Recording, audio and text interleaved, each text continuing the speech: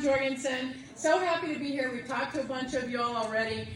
In a former life, I was actually a trial lawyer, but I love to say that I traded up, and now I'm a farmer. That's what I do with my husband here. Thank you. Well, which button do I press? The arrows. Okay, thank you. So anyway, we have a farm over in Swanee County. We started farming that farm about 20 years ago, but we live down in South Florida. We've had horses and cattle, chickens, you name it, plant vegetables, my husband and I, but we had never put chemical fertilizers, agrochemicals on our farm for 20 years. No pesticides, no synthetic fertilizers. But we also weren't really doing anything to restore the soil. And about 5 years, our daughter said, "Mom, Toby, you guys gotta watch this movie, Kiss the Ground." How many of y'all have seen the movie Kiss the Ground? Yay, awesome. So we kept putting her off, and finally we just shut her up. We watched the movie. And we're like, oh my God, we gotta do this. And so we got into soil health, which a lot of folks think it's synonymous with regenerative farming, or farming with nature. We like to think that the great creator, you know, whose bounty we're enjoying every day, had a master plan. And who are we as men and women to improve with chemicals that plan? Let's see if we can work with nature. So we actually, a small group of farmers up here in North Florida, started the Florida Soil Health Coalition. And what we are is farmers, ranchers, we have researchers, we have just folks who want to buy healthy food that hasn't been, you know, coated with some poisons or grown from seeds that are coated with poisons. So that's what we do, is we work together with each other. I'm going to just show one quick photograph, if I can. Let's see. That way? There we go. That's just some scenes from our farm. We have about 108 acres in Swanee County, but we have a lot of farms in our coalition already. We have the smallest farm, I believe, that's actually living off of what they're growing is 3.5 acres. And then way over in Leon County, we have a ranch that's 5,000 acres. And that is I Have All Out Ranch. And by the way, they raise grass-fed beef on that ranch with absolutely no agrochemicals whatsoever on their 5,000 acres. And a lot of it is preserved. And ours is too. And as you can see, my collards are there in the corner. And there was no bagged NPK put on that collard green, I'm going to tell you. And listen, we're not here to judge anyone. If you are farming conventionally, we welcome you to our coalition. We really do, because we're not, I don't want to say, there's a group, okay, organic farmers, certified organic farmers. They have rules you have to follow, right? With us, with regenerative farming, we are encouraging farmers to learn what are some tools that we can use and learn from each other to reduce the amount of agrochemicals that we're putting on our land. And to grow, and believe me, if we reduce our inputs, what are we doing? We're increasing our profits. We're not spending as much money on those things, right? But we're doing something a lot bigger, and that is we are helping our soil be healthier. How many of y'all know about all the microbial life that's in your soil? The mycorrhizal fungi, the good bacteria, the nematodes. Nematodes are not all bad, right? So once you start learning, and as we did, and a lot of you also, our coalition partners who are out here, once you start learning how important all that life in the soil is to the plants, because they're all talking to each other, right? It can become a little bit obsessive, right? You learn about what can I do? Instead of waking up every day saying, what can I go out and kill today? We wake up and we say, what can we give life to? How can we grow more life on our farm?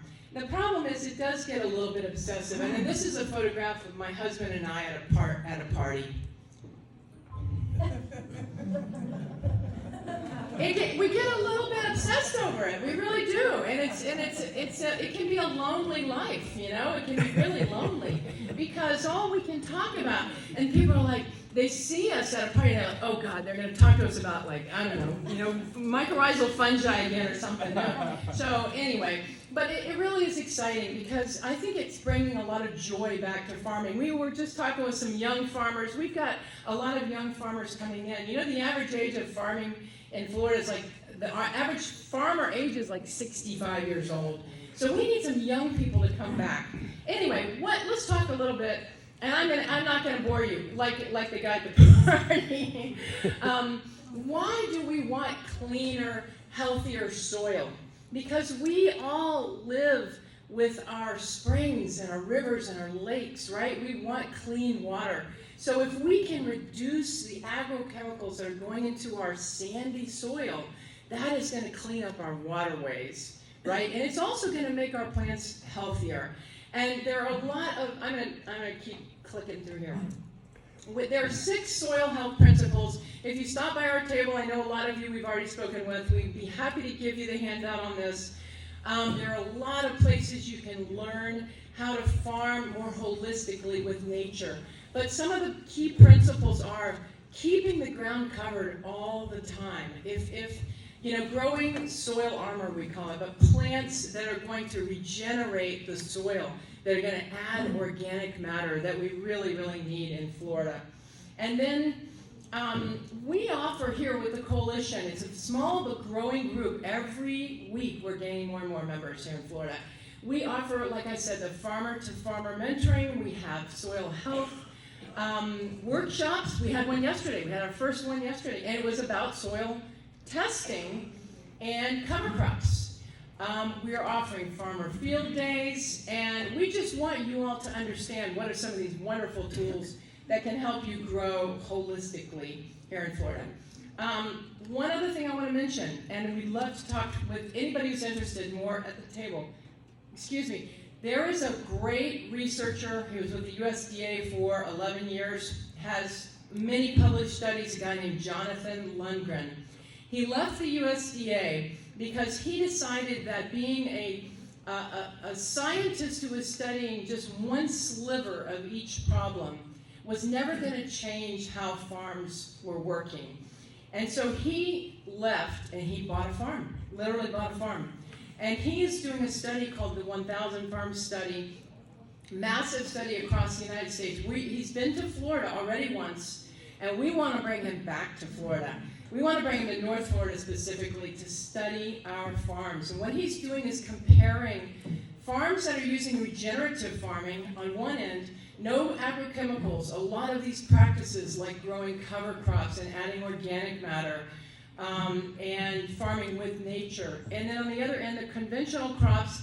And listen, a lot of farmers are really feeling squeezed. We don't judge anyone. We don't judge anyone on how you're farming. But what he's doing is looking at what are the results. What is the yield? What is the profit of those farmers? And how do they feel about their farming? What's going on? And he is finding that a lot of the regenerative farmers are actually some of the most profitable in the nation. And people are happier. They're much happier. Anyway, so we would love to have you all, any of you are interested in signing up with him. One of the things he's done, Jonathan, when he came to Florida, how many of y'all remember the oranges that we had growing up in Florida, Florida oranges, right? I grew up on Florida oranges. My great-grandmother was a farmer in Chattahoochee. And when I was a kid, I wasn't allowed to buy California orange.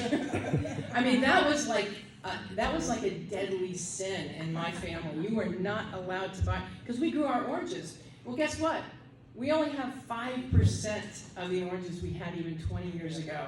So what Jonathan has found by helping and working with farmers in Florida to grow more regeneratively, planting cover crops from trunk to trunk, eliminating pesticides, no chemical fertilizers, and guess what? He's bringing back. Those farmers are bringing oranges back that are living, that are not getting the greening disease. And this is the future of farming. We can do this, and we can do it together. So I'm just going to leave you with that, and I would love to talk with any of you.